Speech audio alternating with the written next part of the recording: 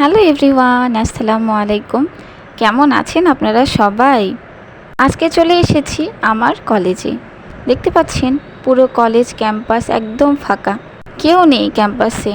কারণ হচ্ছে সবাই ঈদের ছুটিতে বাসায় চলে গিয়েছে। আর এদিকে আমি আর আমার বান্ধবী ক্যাম্পাসে এসেছি। আমাদের স্যার কিছু জব দিয়েছে লেখার জন্য, সেটাই লিখতে মূলত কলেজে এসেছি আজ। তারপরেই তো হেঁটে হেঁটে চলে যাচ্ছি একাডেমিক ভবনে। তারপরে এই তো ভবনে প্রবেশ করে এখন যাচ্ছি কমন রুমে। কমন রুমে একটা বড় একটা মিরর ছিল, সেখানে একটু ভিডিও করে নিচ্ছিলাম, দেখছিলাম কেমন লাগছে নিজেকে।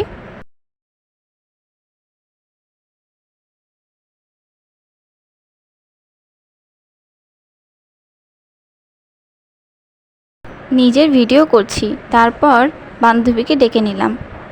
এই তো বান্ধবী ক্যামেরার সামনে এসে রং ঢং করছে।